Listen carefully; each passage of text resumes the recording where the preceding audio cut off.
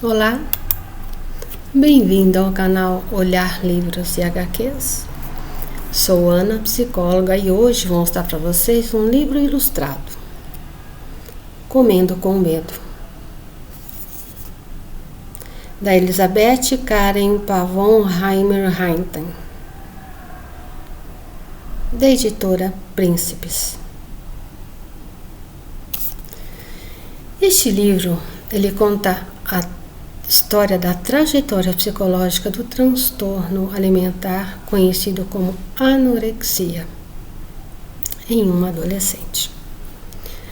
Portanto, eu vou estudar o processo nas fases e acontecimentos que acredito serem importantes para a compreensão da dinâmica psíquica instalada em tal processo, não me preocupando com spoiler. Entendo que a adolescência ela é uma fase em que os transtornos alimentares, como a anorexia e a bulimia, podem se instalar, devido a ser uma fase de grandes mudanças na vida das adolescentes. Não é diferente na história de Elizabeth. Primeiro, mudanças no casamento de seus pais.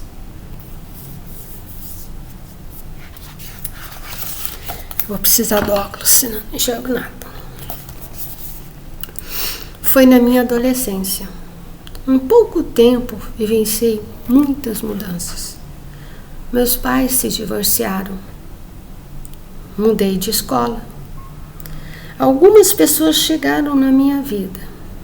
Outras se foram para não voltar. No entanto, nada disso me afetou diretamente. Mas eu não sabia que cada mudança era um pequeno grão de pólvora que ia se acumulando, até formar uma enorme montanha.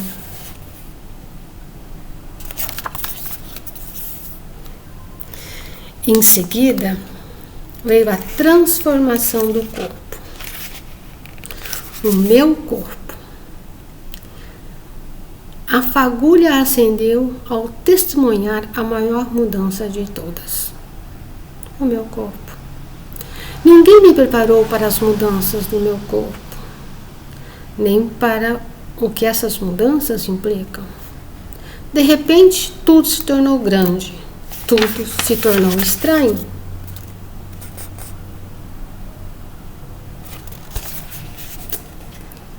Que horror de bunda! Que horror de papada, que horror de braços, que horror de pernas, que horror de barriga. Eu sou horrorosa.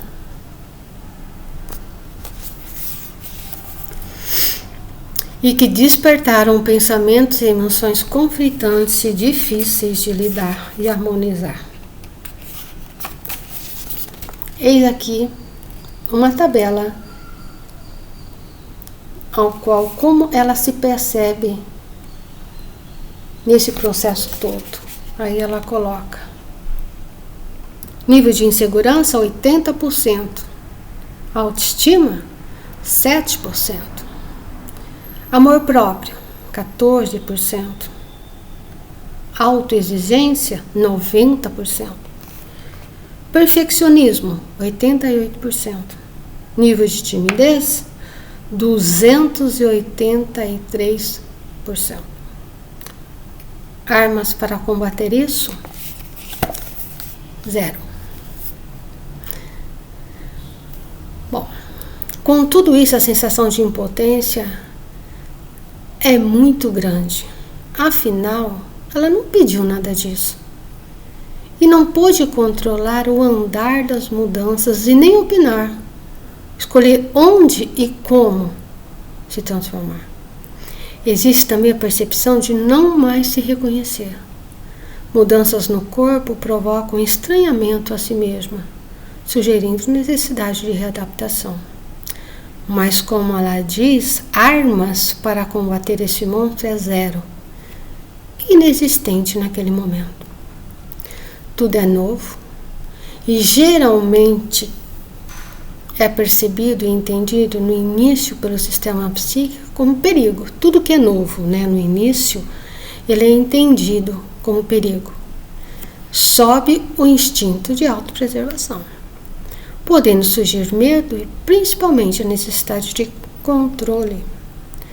Todo esse quadro é palco para que os transtornos alimentares ocorram, porque oportuniza a Elizabeth adquirir algo que ela perdeu, o controle.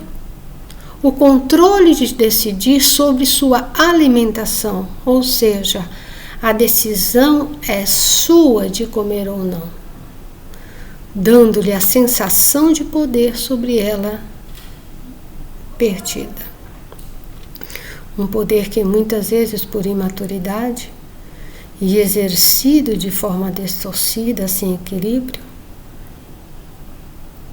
devido a decisões que podem colocar a sua saúde e vida em perigo. E diante desta fragilidade psíquica, Elizabeth cria um ser ao qual ela intitula Nori, que é uma voz dela mesma. Um ser que irá ajudá-la a elaborar planos de alimentação, já que o maior desconforto em relação às mudanças está no seu corpo e é com o peso. Quando ela está se olhando no espelho, se achando horrorosa, eis que surge Nori.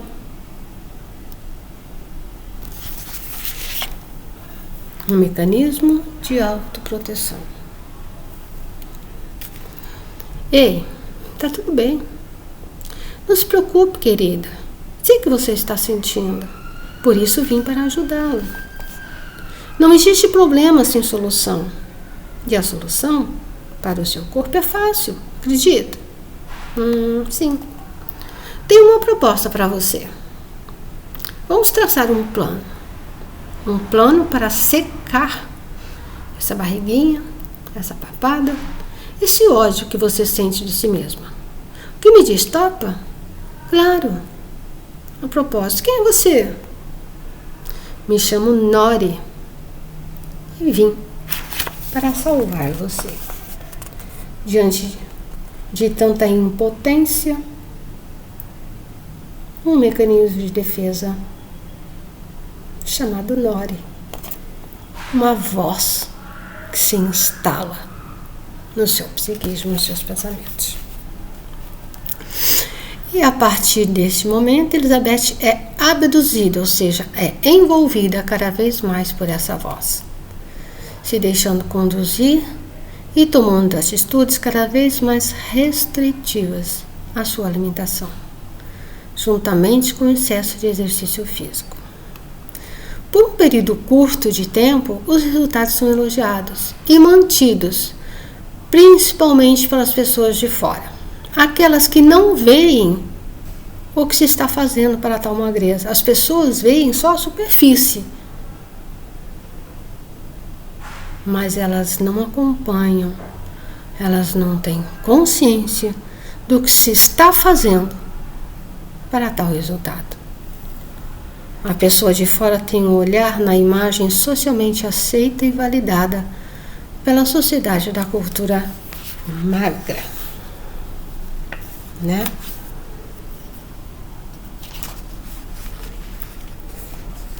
Ela está na academia, né? E aí, outras pessoas também começaram a notar as mudanças. Uau! Que corpão, hein? Obrigada. Queria ter essa força de vontade para comer pratos saudáveis como os seus. E aí no celular dela, linda, incrível, conte seu segredo. Você está belíssima, linda.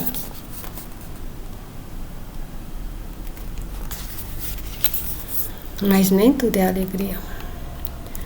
Uma das consequências de programas muito acirrados, com pouquíssima alimentação e muito exercício, em relação à perca de peso, podem alterar o ciclo menstrual, a amenorreia. E na história de Elizabeth, ela vai à médica. né? A menstruação não vem, a mãe fala, vai no médico. E eu vou colocar para vocês o que o quadrinho coloca, o que é amenorreia, tá? A nível de informação.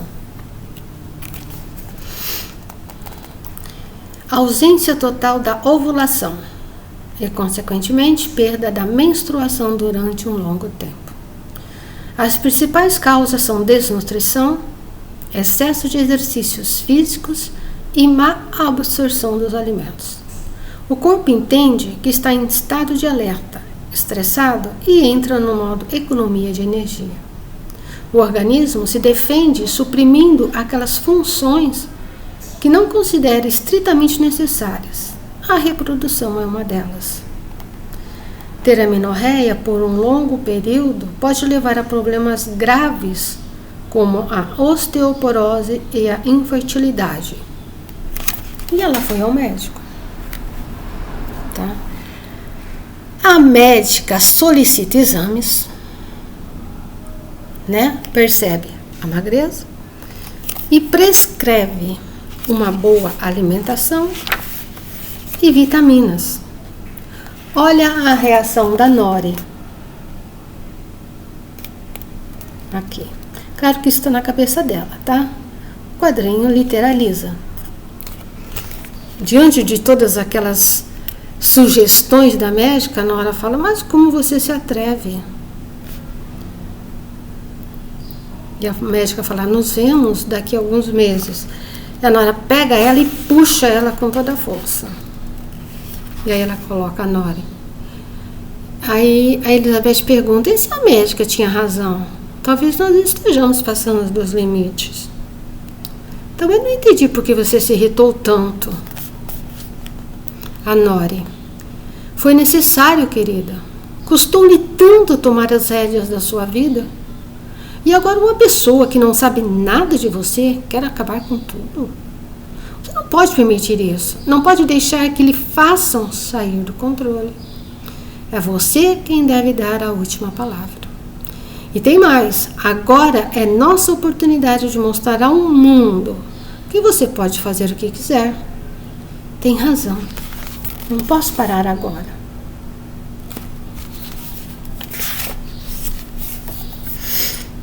Né? Bom. E aqui, ó, a Nori falando, não se atreva a comer mais. Porque, na verdade, ela não faz nada que a médica falou. Ela continua fazendo os exercícios, continua comendo muito pouco. Né? Não toma as vitaminas. Então, todos esses acontecimentos, ao meu entender, demonstram o agravamento psicológico, no sentido de Elizabeth estar cada vez mais envolvida nos dizeres de Nori, desconsiderando falas médicas. Afinal, Nori diz o que ela quer ouvir, o que ela precisa ouvir.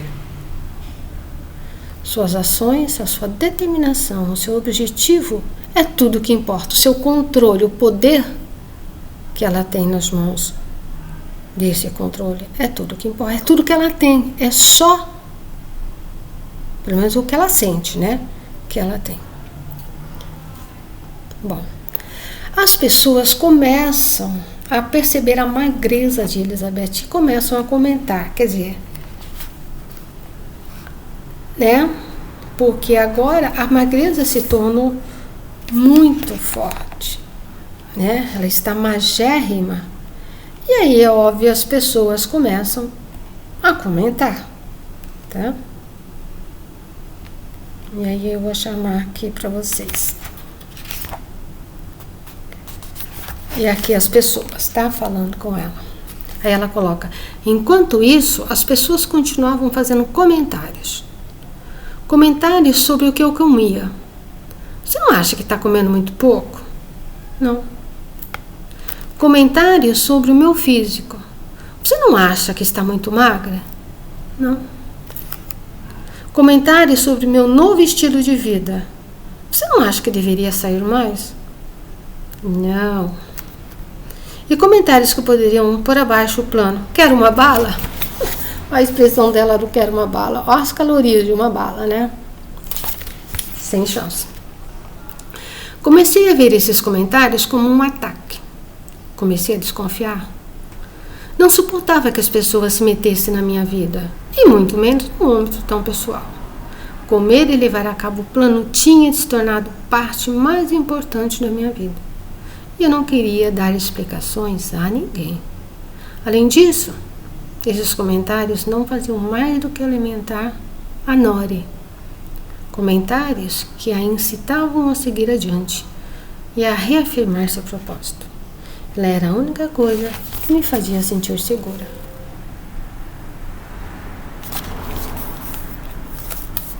Isso aí. Essas falas das pessoas é sentida como afrontamento, diante da sua decisão de controle, resultando numa reação contrária às preocupações das pessoas. Ou seja, em vez de diminuir as suas restrições, leva a aumentar, afirmar a que se propôs, refletindo, ao meu entender, o quanto é importante continuar a estar no controle. Portanto, realizar as recomendações da médica significa perder o controle para o trem. E isso, ela não se permite. É ela quem dá as cartas. Bom, na continuidade dos planos para permanecer e aumentar a magreza, Elizabeth começa a se sentir sem forças, sem ânimo para nada. Ao olhar-se no espelho, tem a percepção de ser um monstro. Chega a considerar a fala da sua mãe sobre a sua magreza e falta de ânimo. Ou seja, ela tem indícios de que algo possa estar errado. A sua consciência ainda não está totalmente envolvida pelas mazelas de Nori. E ela tenta refutar com ela. Porque é um paradoxo, O estar magra tem o intuito de elevar a sua autoestima, de deixá-la feliz consigo mesma. Mas não é o que está acontecendo. Porque ela se olha no espelho e consegue ver a magreza e se acha horrorosa. Mas a reação de Nori é de envolver em seu ponto fraco, na sua fragilidade, nos seus medos e na sua solidão e crença de impotência. E ela vai pegar pesado. Porque diante das falas da mãe, ela às vezes fala, será que a minha mãe não pode ter razão, Será que eu não estou tão magra, com vontade de fazer nada? E aí ela explode com a Nori. Você é que não sabe de nada. E nem sequer queria emagrecer. Eu nem sequer queria emagrecer. E agora estou magoando a minha mãe. E tudo por culpa sua. E de todo o seu plano estúpido. A Nori. Aí é que você se engana. Sou parte de você. O que significa que tudo isso é culpa sua. Todos esses afastados dos seus amigos é culpa sua. Que seu corpo é horroroso é culpa sua. Se a sua mãe está triste, a culpa também é sua. E depois de toda a confusão que você armou, só lhe resta eu. Eu sou a única coisa que você pode se agarrar. Tudo o mais está perdido. Eu sou a única meta, seu único propósito.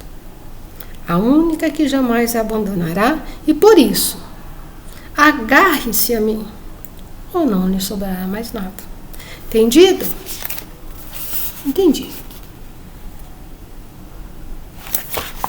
Não é o suficiente para ela se livrar das vozes. Embora ela possa ter esses momentos de lucidez, não é o suficiente, tá?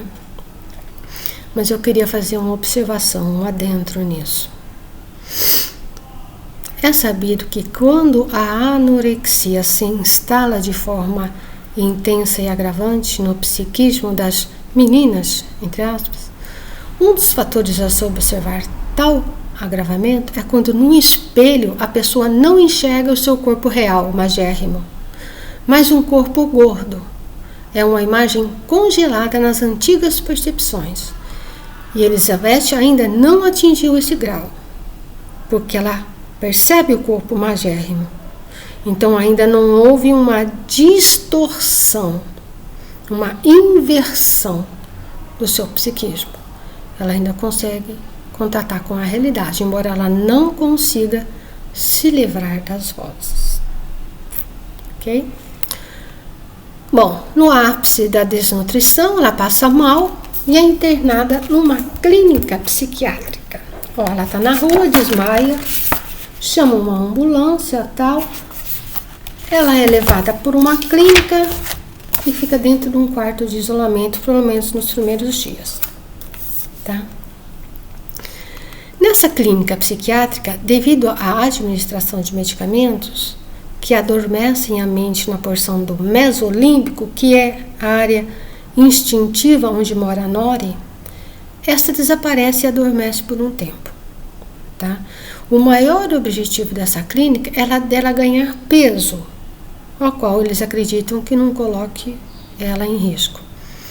Tem muitas regras, inclusive diante de mau comportamento, fica no quarto de isolamento e quando não se quer comer de forma natural, eles colocam a sonda e tem que comer de qualquer jeito. São regras assim muito, mas muito radicais. Elizabeth nessa clínica passa por episódios de constrangimento, pois não tem liberdade nenhuma e praticamente nenhuma privacidade. Com a ausência de Nori, ela vai tendo consciência do que lhe aconteceu nesses meses anteriores. Pelo menos isso, né? Aos poucos, restabelecendo as suas forças físicas, porque ela realmente começa a ganhar peso, e também o psicológico melhora um pouco. E a Nori, tá? Mas, quando eles diminuem a dosagem, a Nori bate na janela, tá? Ela volta. Mas Elizabeth já está um pouco mais fortalecida e está um pouco medicada também. E aí a Nori coloca: você ficou louca? Como você deve comer todas aquelas calorias? O que você pensa que está fazendo? Mexa, se queima toda essa porcaria, tudo que você ingeriu, vai ficar gorda e horrorosa. Ela fala: basta. Você é um inútil. Todo o nosso trabalho foi por água abaixo. Tudo isso que você comeu vai parar na sua barriguinha, na sua bunda, nas suas pernas. A Nori falando com ela, né? E ela cala-se, ela manda a Nori embora. Ela consegue ter forças nesse momento para mandar a Nori embora, tá? Bom, embora ela não tenha tido um atendimento psicológico individual, mas ela fez sessões de psicoterapia em grupo, tá? Se conscientizando de que nessa jornada existem muitas outras no mesmo barco, mas pelo menos ela pôde conviver com outras garotas e garotos até, que tinham transtornos como ela, outros transtornos.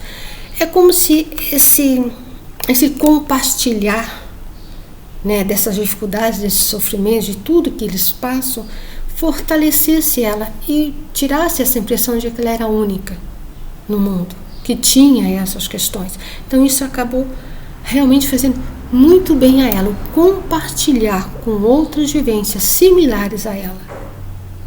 Tirou um pouco dessa solidão que ela sentia. Eu não vou ficar colocando aqui para vocês a estadia dela na clínica, porque eu acho que é muita coisa, vai ficar muito longo. Mas quem tiver interesse nesse assunto, é muito interessante. Embora a clínica ela não tenha um acompanhamento que eu acredito que seria o ideal psicológico, mas ela é interessante da gente saber o que acontece, tá? Bom, depois de 78 dias de internamento, ela consegue adquirir o peso que eles consideram que está fora de perigo e ela é mandada embora. Mas quem que está esperando ela na saída da clínica? A Nori não foi trabalhada, ela só foi adormecida. Os medicamentos cessam, ela volta com força total. Bem-vinda ao mundo real. Senti a sua falta. Bom, Elizabeth volta para casa, Nora junto com ela, e seu programa de restrição alimentar volta com todo vigor. E diante dessas recusas de se alimentar, volta a emagrecer. Mas a mãe lhe lembra da possibilidade dela voltar ao quarto de isolamento. Então é um período de oscilação entre a consciência de ter que viver sem a influência de Nori e dar vazão a Nori. Um verdadeiro suplício para ela. Tá? Então a Nori volta com toda a força, arrastando ela com aqueles programas loucos, e ela fica totalmente perdida. Questões da médica. Ela volta lá na médica, ela não faz nada, tá? Porque a Nori fica falando, infernizando ela, e ela não sabe o que fazer. Só que a experiência na clínica, aquele compartilhar, estar no quarto de isolamento, ser totalmente restritiva nas suas ações e na sua privacidade, isso deixou uma marca muito grande nela, uma experiência muito significante para ela. E dela não querer mais voltar de jeito nenhum naquela clínica. Isso fortalece ela. Essa experiência, embora não tenha sido tão positiva, mas isso é uma força adicional a ela dar um chute no balde, a ela fazer diferente. E ela toma coragem e vai conversar com a mãe e pede ajuda à mãe, porque olha o inferno que ela está. E ela coloca. Vou colocar meu óculos, não consigo enxergar. Às vezes, o que necessitamos para não nos queimar é de uma conexão. Uma conexão com a realidade. Olha a mão da mãe estendida a ela. A mão da mãe que estende a ela. Por sorte, eu tinha essa conexão.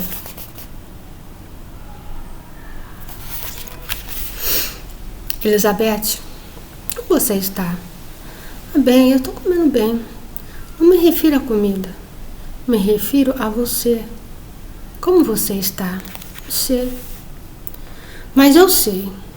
Eu sei que você não está bem. Eu sei que há algo muito grande e perigoso que está machucando você.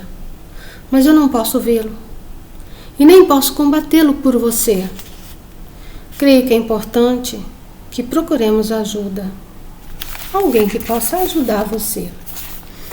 E aí, ela vai procurar ajuda de psicólogos, psicoterapeutas. Ela vai em alguns, até que ela acha realmente o que se adequa a ela. E aí ela coloca: o importante é não jogar a toalha e continuar procurando, porque ela foi em vários. No fim, você pode encontrar alguém que se encaixe no seu perfil. A doutora: olá, Elizabeth. Sobre o que você gostaria de falar? E a doutora, nesse processo, vai colocar ela a conversar com ela mesma. Agora, num processo de esclarecimento, de reflexão, não mais perdidas nas suas emoções. Ela vai conversar de forma consciente com ela mesma. E é claro que a primeira personagem é a Nori. Vai começar a conversar com a Nori, mas agora é uma postura diferente. É como se ela tivesse desligado da Nori. E ela vai olhar de frente com a Nori e vai dialogar de forma consciente com a Nori, tá? Então, na psicoterapia, ela vai se perguntando quem ela é, no sentido de olhar para dentro de si, pensamentos, emoções, impressões, e entendendo o que aconteceu com ela. É claro, pessoal, que é um quadrinho e ele faz as coisas tudo muito rápidas. Esse é um processo não tão rápido como o quadrinho mostra, mas ele dá o que acontece num processo, ok? Aqui ele é rápido porque o quadrinho tem que acabar. Mas a gente sabe que a coisa não é tão rápida assim. Mas é um espelhamento do que pode acontecer dentro de um processo de psicoterapia, de autoconhecimento, buscando o uma autodescoberta de si mesmo. Tá? Ela conversa com a Nori E nessa conversa, eu não vou colocar aqui não, tá? Porque eu acho que é mais interessante a outra parte.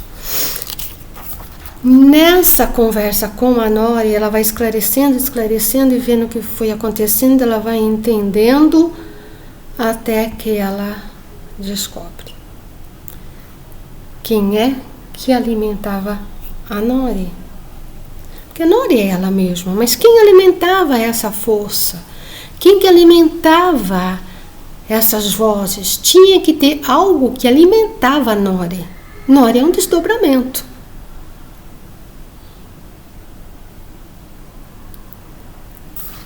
E ela encontra.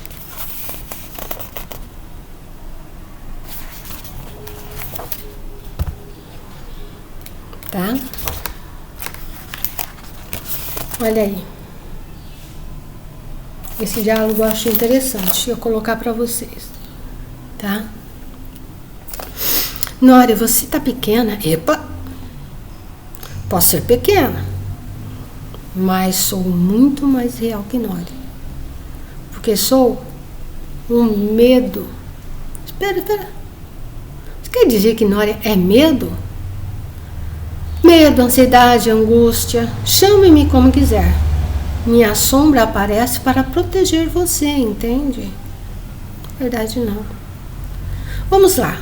O medo aparece como uma reação natural a um perigo iminente, instinto de autopreservação. E você estava em perigo, mas não me dava ouvidos. Então tive que parecer maior para chamar a sua atenção. Entende? Vamos lá.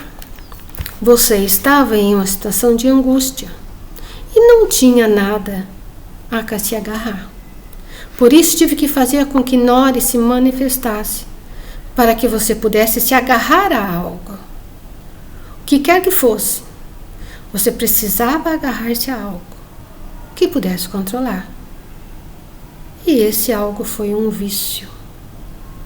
Os vícios são uma maneira rápida e simples de nos proteger e ganhar esse controle que perdemos em um dado momento.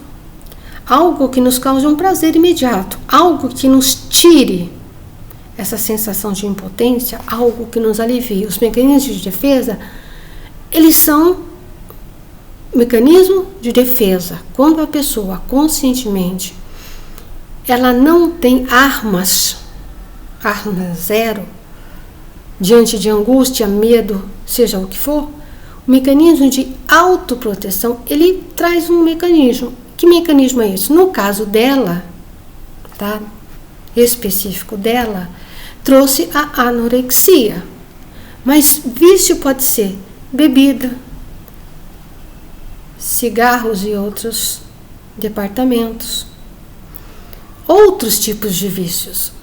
Aí o tipo de vício vai depender muito das experiências de vida, sua genética, sua personalidade.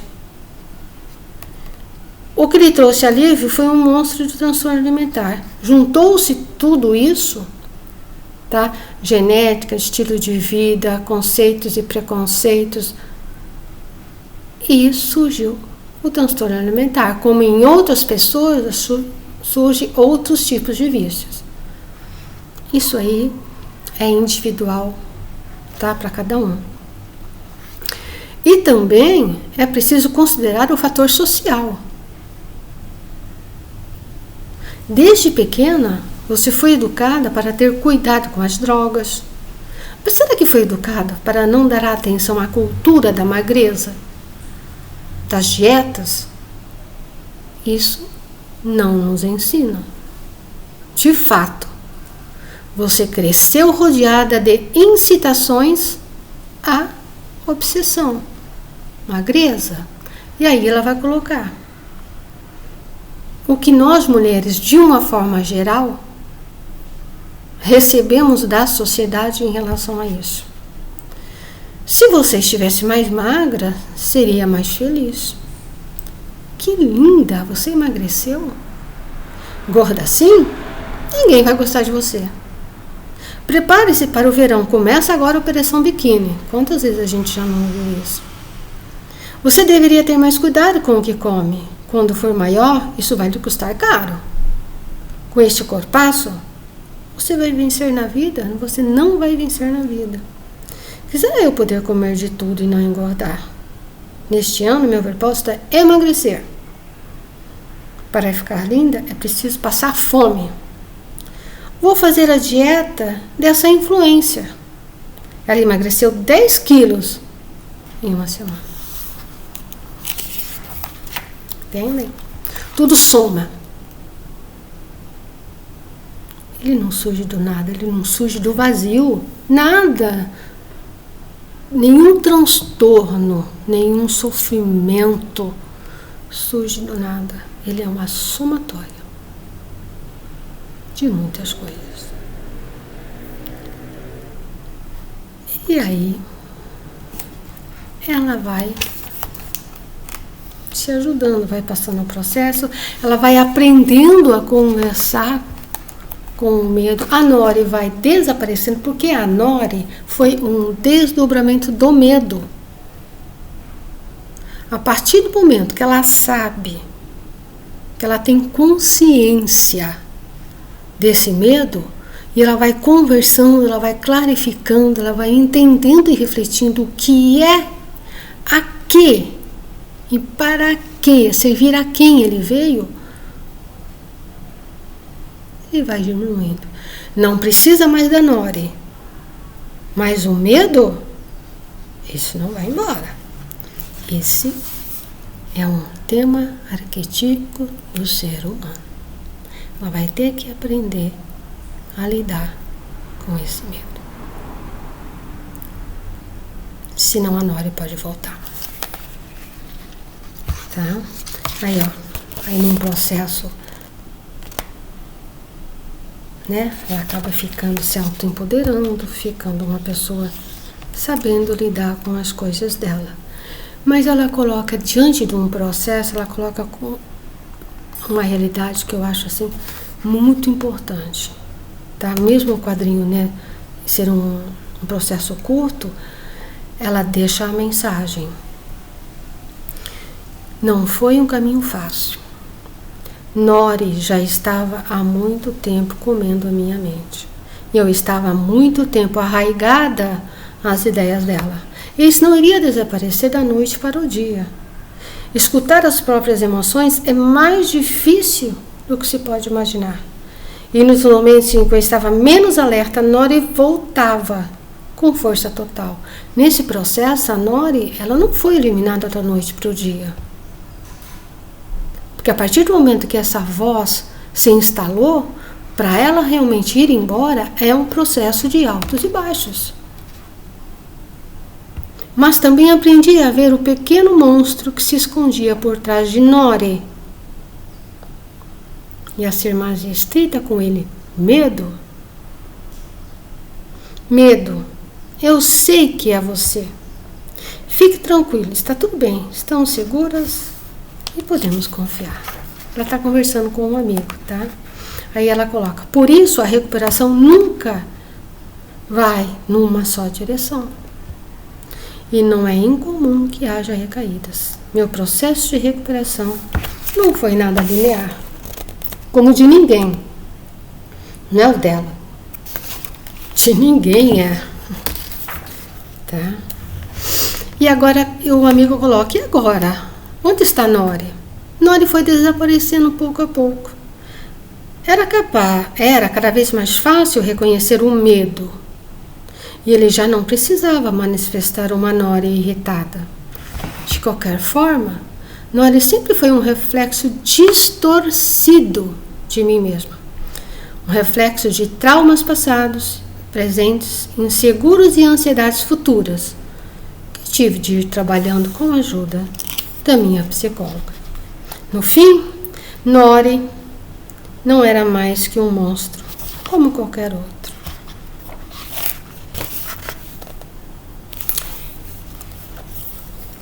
Ao meu entender, é importante a noção de uma vez conquistada uma descoberta, nós mesmos, essa descoberta sempre terá que ser revisitada e ampliada.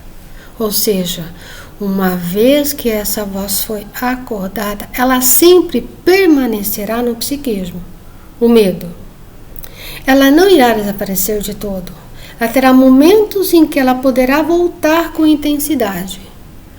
E a importância dada a ela vai depender de uma atitude ininterrupta de autodescoberta. Afinal, o processo não tem fim e ele é super jovem. Entende? Tem muita coisa ainda, tem muitos obstáculos a passar. Esse medo ele vai surgir com certeza em outras áreas, em outros momentos da vida dela. Porque ele faz parte da estrutura dinâmica do ser humano, o medo. Ele sempre vai estar aqui, adormecido. E a qualquer momento que ele perceber instinto de autopreservação, que ela corre perigo, ele abre os olhos e observa. Ela tem capacidade para lidar com aquele medo? Ela tem instrumentos psicológicos, armas contra esses monstros? Ele fica ali, só observando. Ela venceu esse medo? Ela venceu essa etapa? Ele adormece. E assim vai. Nela e em todos nós. Tá? Bom, no final eu só gostaria de fazer um adentro, que é o agravamento com risco de morte. Porque não foi o caso de Elizabeth, mas isso infelizmente existe. Eu queria colocar a dinâmica psíquica, quando realmente a consciência desaparece, adormece e fica só essa insanidade dessa voz, dessa anorexia. E o que acontece em termos de dinâmica psíquica? O psiquismo entende que esse corpo está morto e passa a cultuar um corpo imaginário. E se este corpo é entendido como morto, não há necessidade de investir nele comida. Por isso que elas não comem de jeito nenhum. Esse corpo dela não existe, psiquicamente, não existe mais para elas. Elas almejam um outro corpo, que não é terreno. Busca-se uma vida não mais terrena, mas espiritual. O psiquismo retira toda a energia vital deste plano terreno e investe na ideia da imortalidade da alma. Ele acorda memórias milenares de crenças do pós-morte. Gente, quantas pessoas acreditam no pós-morte? Isso não é fissura. Muitas acreditam no pós-morte. Isso está na memória. Sempre se acreditou no pós-morte. Sempre. E sempre se vai acreditar. Portanto, tem memória viva. E essa memória acende. Portanto, esse mundo deixa de ter importância, de ter significado. A solução é a morte. Diante de um processo de identificação e de agravamento desses fenômenos psíquicos, existe um grande risco das pessoas realmente se deixarem morrer. É importante salientar que a pessoa não quer morrer, ela quer viver. Só que nessa inversão do psiquismo, daqui não ter mais vida, mas estar lá, ela busca lá. Entende? Realmente é uma distorção, é uma inversão na dinâmica psicológica de entender a vida.